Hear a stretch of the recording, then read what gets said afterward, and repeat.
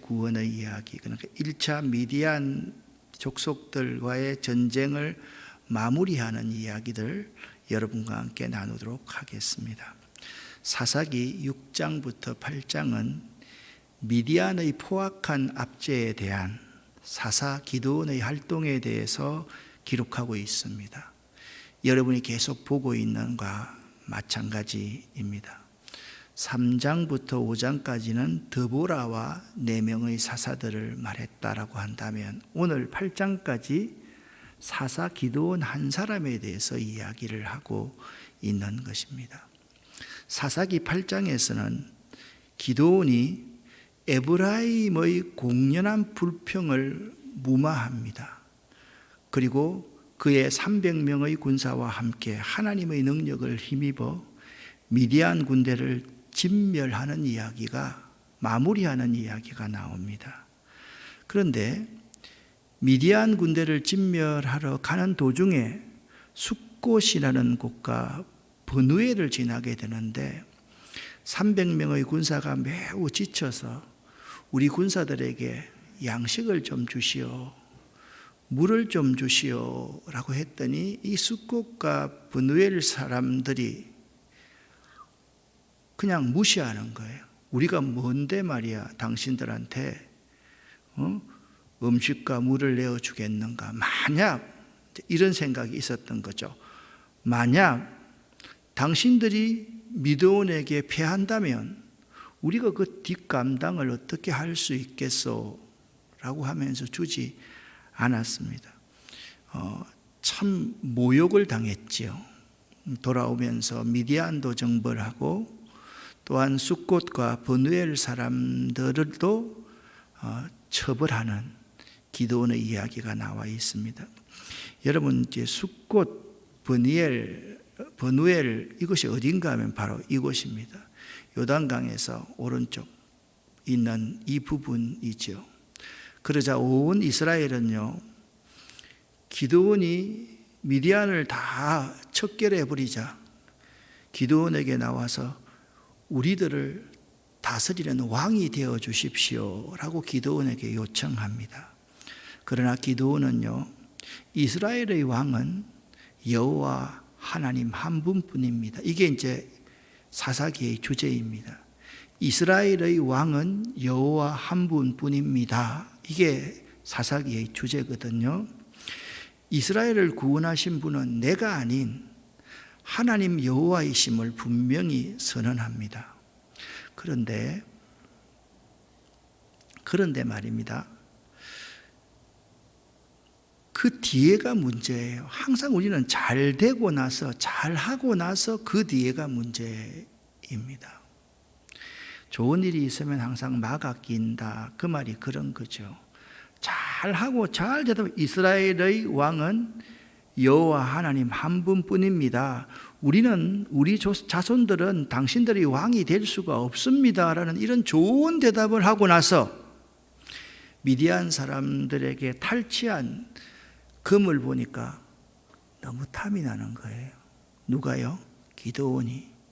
그래서 금을 가지고 이렇게 에봇을 만드는데 이 대제사장이 입고 있는 가운데 가슴에 붙이는 이런 에봇을 만들어 가지고 이스라엘로 하여금 미혹해 하고, 또한 기드온의 마지막 노후가 많은 아내와 첩을 두고 아들들을 두어서 불행을 초래하고야 만다라는 이야기로 8장이 끝마치고 있습니다. 먼저 1절부터 3절까지의 말씀을 여러분과 제가 한번 보도록 하겠습니다. 같은 동족인 에브라임 사람들이 시비를 걸어오는 거지요. 함께 읽어보겠습니다. 에브라임 사람들이 기드온에게 이르되 네가 미디안과 싸우러 나갈 때 우리를 부르지 아니하였으니 우리를 이같이 대접함은 어찌 됨이냐 하고 그와 크게 다투는지라. 기드온이 그들에게 이르되 내가 이제 행한 일이 너희가 한 것에 비교되겠느냐. 에브라임의 껌물 포도가 아비에셀의 만물 포도보다 낫지 아니하냐. 하나님이 미디안의 방백 오렙과 스앱을 내가 한 일이 어찌 능히 너희가 한 것에 비교되겠느냐 하니라. 기드온이 이 말을 하매 그때에 그들의 노여움이 풀리니라. 아멘. 에브라임 사람들이 기드온에게 시비를 겁니다. 네가 미디안과 싸우러 갈 때 우리를 왜 부르지 않았느냐?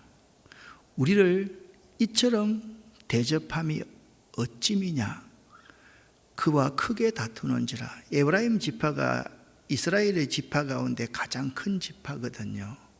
그러니까 전쟁할 때는 기드온 따라가지 않다가 승리하고 나니까 왜 우리 이렇게 대접하니? 우리가 그렇게 힘이 없는 사람이니? 이렇게 대접하면 네가 우리보다 더 힘센 자가 되려고 하느냐? 그렇게 시비를 터는 거죠. 이에 대해서 기드온이 이렇게 반복적으로 말합니다. 내가 이제 미디안 사람을 죽인 것이 너희가 한 일에 비교하면 세 발의 피 아니냐. 너희가 한 일이 어찌 내가 한 일과 비교가 되느냐. 너희는 위대한 족속이고 나는 아비에셀의 만물 포도보자 정말 당신의 끝물 포도가 우리 극상품의 포도보다 더 낫지 않느냐라고 하니까 그들의 노여움이 풀렸다. 그렇게 말씀하고 있습니다. 여러분, 인간의 욕심은요, 온갖 다툼과 재만 일어나게 할 뿐입니다. 에브라임은 자기들이 주인공이 되지 못한 것을 못마땅하게 여긴 것입니다. 그들의 불평은요, 공연한 트집이었습니다. 만일 우리 같으면 이렇게 대답했을 겁니다. 아니, 전쟁할 때는 참여도 하지 않더니 물자도 내놓지 않더니 끝나고 나니까 뭐 그리 큰 말이 많아? 이렇게 충분히 말할 수 있었을 터인데 기드온은요, 자신을 낮춥니다. 도리어 그들을 높입니다. 그래서 그들의 마음을 기쁘게 해서 적 앞에서 내부의 분열을 막습니다. 여러분, 전쟁에서요, 가장 큰 위협은요, 적도 아니에요. 적의 군사력도 아니에요. 뭐예요? 적전 분열입니다. 적 앞에서 우리가 내부로 분열되면 그 전쟁은 이길 수가 없거든요. 그래서 기드온의 아주 중요한 내부 전술은 뭐냐 하면 상대를 높이고 나를 낮추는 전술과 전략을 사용했다라는 겁니다. 잠언 18장 19절 말씀을 보면 노엽게 한 형제와 화목하기가 견고한 성을 탈취하기보다 어려운 것이다. 그러니까 차라리 견고한 성을 탈취하는 것이 노여움을 가지고 있는 형제와 화해하고 사랑하는 것보다 더 낫다. 그렇게 말씀하고 있습니다. 참으로 노하기를 더디하는 자는 용사보다 나은 자이다. 그러니까 기드온의 이 지혜로운 대답이 적전 분열을 사전에 방지하게 되었고 상대를 더 존중하게 되고 이스라엘 민족이 하나가 되도록 그렇게 만들었던 것입니다. 이를 볼 때요, 다툼을 종식시키는 방법, 다른 사람과의 시비를 그치게 하는 가장 효과적인 방법이 뭐냐? 겸손과 자기 부정입니다. 여러분 주변에 친구들이나 이웃을 만나가지고 자꾸 내가 저 사람보다 낫다라고 그렇게 생각하면요, 그때부터 그 공동체가 깨어지고 하나가 되지 않고 미워하게 되고 시기하게 됩니다. 오늘 우리 이제 내일 3시, 7시 이렇게 이제 우리가 문상을 하러 이정현 장로님, 허은희 권사님 가잖아요. 오늘 가서 내가 보고 깜짝 놀란 것이 있습니다. 그 허 권사님 그 가정이 아주 우리 한국교회 굉장히 유명한 그분하고 관련이 있더라고요. 가서 만났는데 이제 그런 분들이 사람들을 대하는 것을 내가 한번 쭉 자세하게 살펴볼 수 있었습니다. 혹시나 근데 그분들이 그렇게 했다는 게 아니라 나도 다른 교회보다 조금 더 큰 교회 한다고 해가지고 나보다 좀 더 작은 교회 목사님이나 사모님들이 왔을 때 좀 그만하다, 좀 그들먹거린다, 그런 느낌으로 보인 적이 없었을까를 오늘 깊이 한번 생각을 해볼 수 있는 시간이었습니다. 참 중요한 것은요, 우리 인생에 있어서 항상 겸손하고 나는 부족하고 연약하다, 그 자체를 인정하고 살아가는 것이 분노를 쉬게 하고 그치게 하고 다툼을 없이 하는 가장 큰 비결이다. 상대를 나보다 더 낮게 여기고 내가 얼마나 부족한가, 하나님이 나를 이렇게 사랑하는데 라는 그 겸손과 자기 부정, 그것이 매우 중요하다라는 점을 알아야만 합니다. 자, 300명의 군사가요 미디안을 추적합니다. 그 기드온의 300명의 군사들은 용맹한 군사들을 있지요. 기드온과 그와 함께 한 자 300명이 요단강에 이르러 요단강을 건너고 피곤하지만 계속 추격했습니다. 그래서 숫곳이라는 곳에 이르게 되었는데 숫곳에 있는 방백들에게 이렇게 기드온이 부탁을 합니다. 나를 따르는 백성이 피곤하니 제발 간청합니다. 그냥 달라는 거 아니었습니다. 그들에게 떡덩이를 좀 주고 물을 좀 내어 주십시오. 나는 지금 미디안의 왕들인 세바와 살문나의 뒤를 추격하고 있습니다. 그랬더니 이 숫곳의 방백들, 정치인들이 말을 하기를, 세바와 살문나의 손이 지금 네 손 안에 있다는 거냐? 네가 세바와 살문나를 이길 수 있단 말이냐? 그럼 만일 네가 지면 우리가 어떡할 건데? 어찌 우리가 내 군대에서 떡을 주겠느냐? 지금은 떡 줄 때가 아니니까 이기고 나서 와라. 그렇게 말을 하는 거예요. 기드온이 이 말을 듣고 모욕감을 느낍니다. 그러면 여호와께서 세바와 살문나를 내 손에 넘겨주신 후에 내가 너희 숫곳 사람들을 들가시와 찔레로 너희 살을 찢으리라, 그렇게 말했습니다. 거기서 조금 더 가니까 브누엘이라는 곳이 있었습니다. 그들에게도 똑같이 나를 따르는 이 군사가 피곤하니 청하건대 그들에게 떡과 물을 좀 주시오 라고 말하니까 브누엘 사람들도 숫곳 사람들과 똑같이 대답하는 거예요. 아니, 벌써 전쟁 이겼다고 생각하느냐? 이 전세가 어떻게 뒤집어질지 모르는데 우리가 당신을 도왔다가 나중에 얼마나 큰 화가 이를지 모르지 않느냐?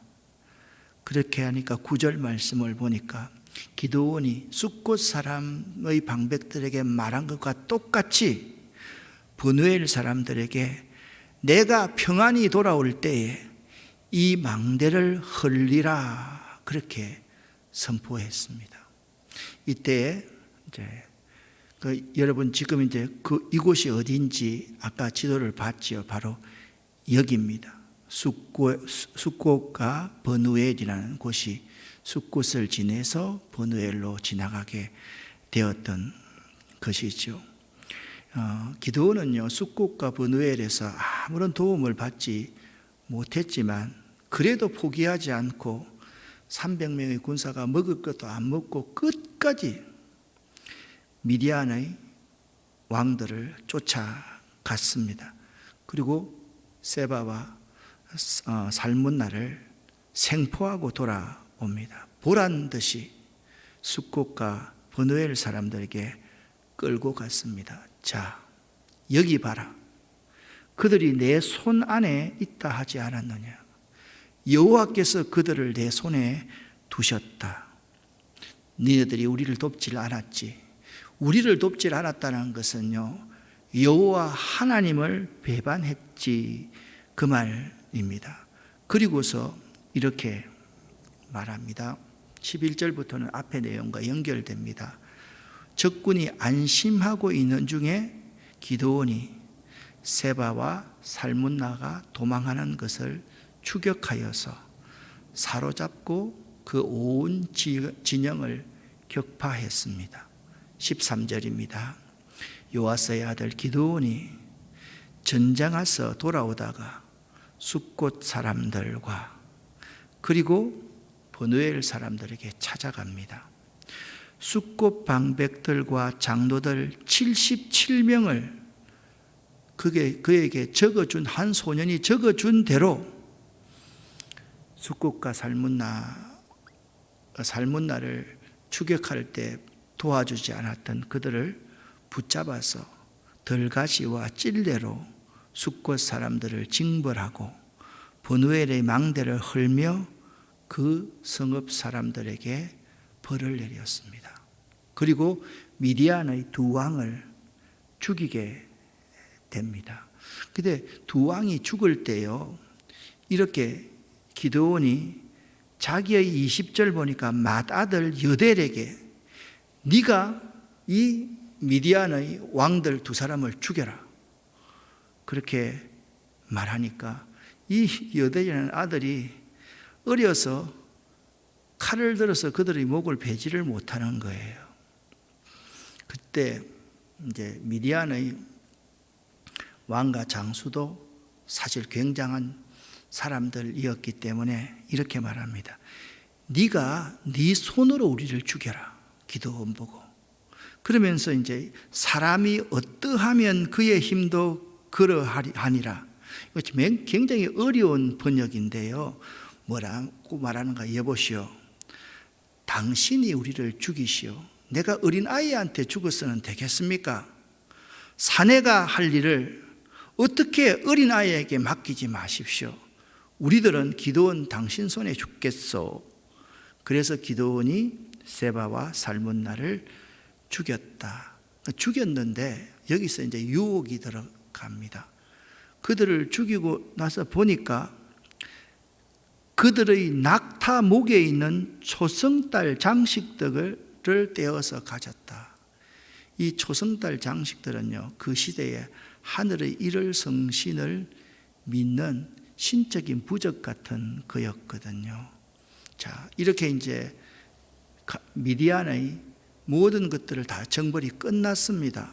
그랬더니요, 이스라엘 백성들이 당신이 우리의 왕이 되어 주십시오 라고 기드온에게 이야기를 하는 거예요.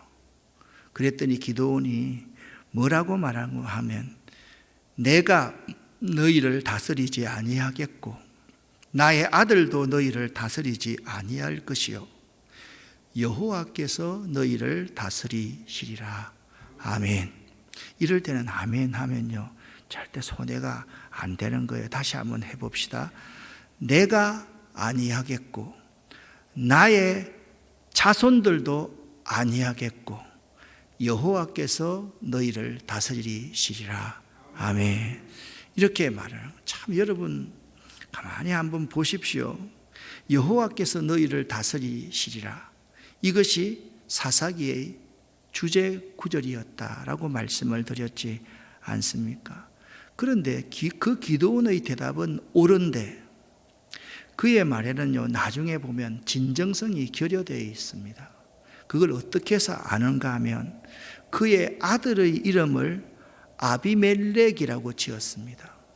아비멜렉, 내 아버지는 왕이시다, 그 말입니다. 그러니까 아들들, 손주들은 기드온이 여호와께서만 우리를 다스리십니다, 여호와께서만 우리가 왕이 됩니다 라고 하는데 기드온의 마음속에는 왕 되었으면 참 좋겠다, 내가 왕이라면 얼마나 좋을까. 그래서 아들의 이름을 뭐라고 지었다고요? 아비멜렉이라고 지었다는 거예요. 아비멜렉의 뜻이 뭐라고요?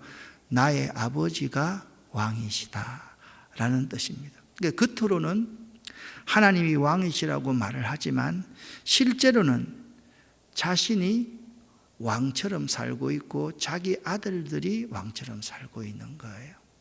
요즘에 우리 이제 지도자들, 우리 목회자들, 큰 교회 목사님들, 우리들이 참 생각을 많이 해야만 돼요. 이 교회의 주인은 주님이십니다. 주님께서 주인 되시는 교회입니다. 라고 말을 하면서도 한편으로는 이 교회 내밖에 없지 뭐, 내가 없으면 누가 할까? 내가 은퇴하고 나면 말이야 교인들이 많이 떨어질 건데, 그게 실제적으로 하나님이 왕이라는 고백이 아닌 것이지요. 겉과 속이 다른 모습이죠. 사실 기드온은요, 처음은 온전한 성공이었습니다. 여호와께서만 왕이 되시는 삶. 그런데 나중이 더 중요합니다, 여러분. 처음에 여러분 순수하지 않는 사람 어디 있어요? 그렇죠. 여러분 처음 신앙생활 할 때 얼마나 순수합니까? 뜨거운 열정, 정말 끊임없는 십자가 앞에서의 눈물, 그 은혜와 사랑에 대한 감격, 그때 있죠. 또 여러분들 이제 청소년들, 청년들은 수련회 갔다 오면 수련회 얼마나 은혜롭고 좋습니까? 또 여기 안수집사 근사 되신 어느 부부가 이렇게 나왔네요, 전부 다. 안수집사 받을 때는 주야 하면서 겸손하게 엎드려가지고 한 1시간, 2시간을 이렇게 해도 그냥 절대 다리 아무리 지가 내려도 그렇게 앉아서 견뎌내는데, 조금만 있으면 아이고 저는 다리에 지가 내려서 무릎 못 꿇습니다. 그렇게 말하는 것이 우리들의 모습이거든요. 그래서 이제 기드온이 처음에는 성공했는데 이렇게 실패합니다.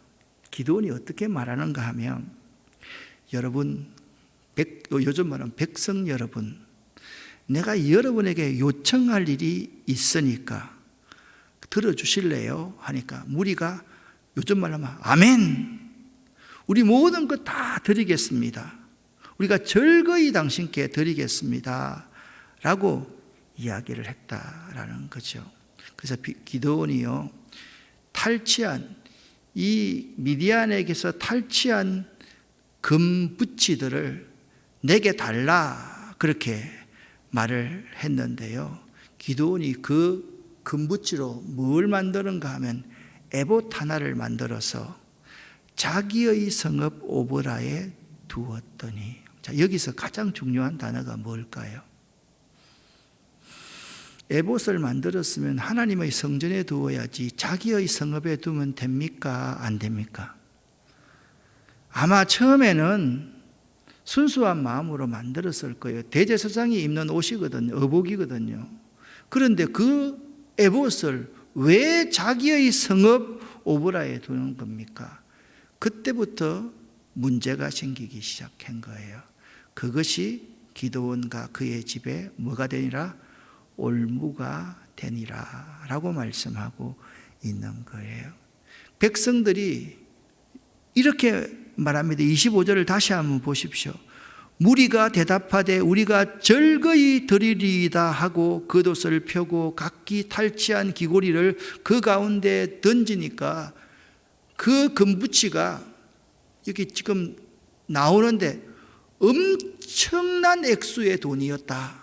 지금 그 말을 하고 있는 거거든요.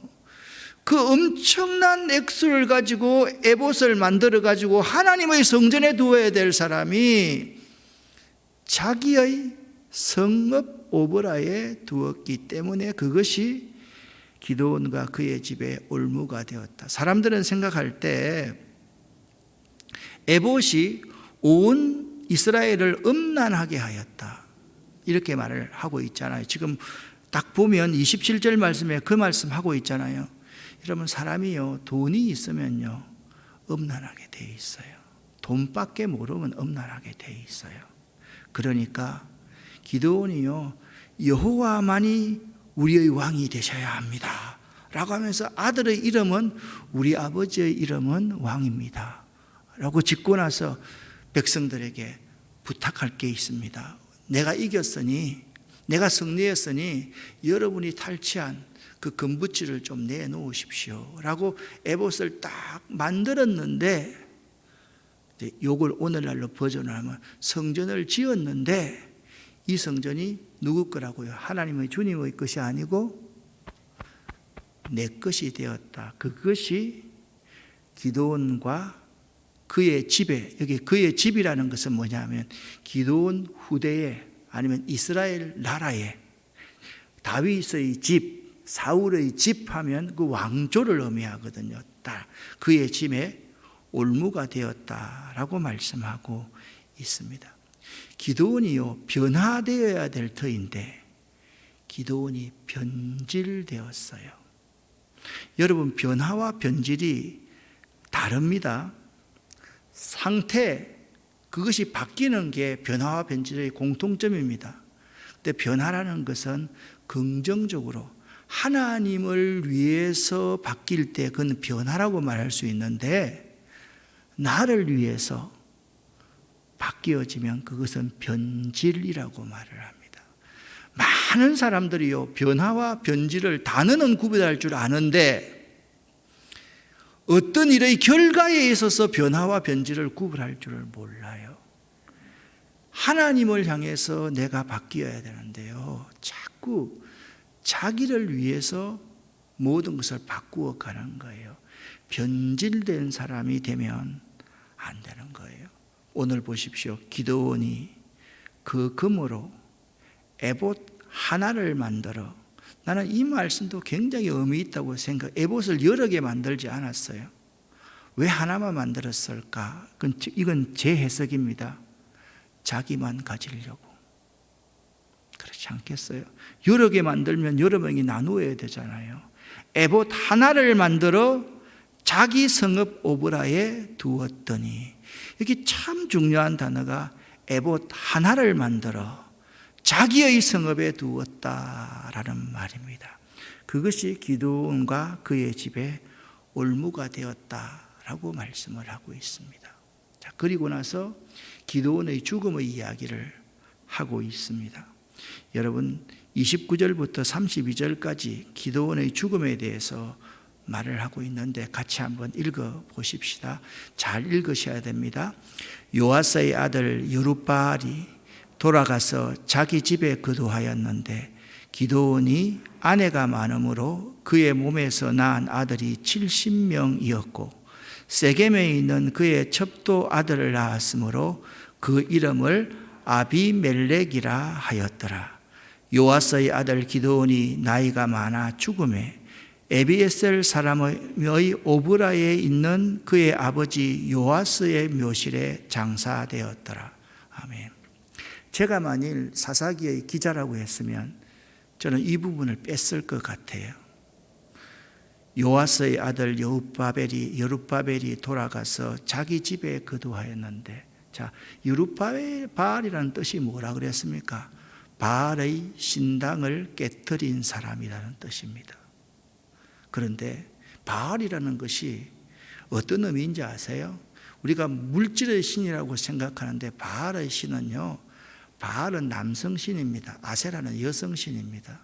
그래서 남녀 관계가 복잡한 게 바알 신의 특징이에요. 보세요. 이게 기드온이 하나님의 복을 받아 자녀가 참으로 많았다 이렇게만 기록하면 될 터인데, 사사기의 기자는 나처럼 긍정적인 게 아니죠. 그냥 덮으려고 하는 것이 아니라 분명히 말합니다. 세겜에 있는 그의 첩도 아들을 낳았으므로 그 첩의 아들이 우리 아버지는 사실상 왕입니다 라고 그렇게 말하고 다녔다라는 거예요. 그리고 죽었다라는 거죠. 저는 사사기의 기자가 기드온의 죽음의 이야기를 하면서 기드온의 사생활에 대하여 왜 이렇게 구체적으로 기록해 놓았을까를 한번 생각해 보았습니다. 하나님 앞에 거룩함과 신실함은 개인의 사생활을 통해서 증명되어져야만 합니다. 그가 하나님 앞에 얼마나 거룩하고 신실하게 살았느냐라는 것은 삶을 통해서 증명되어야 되는 거죠. 예를 들면 남자들은 다 그렇습니다. 여자들은 또 다릅니다.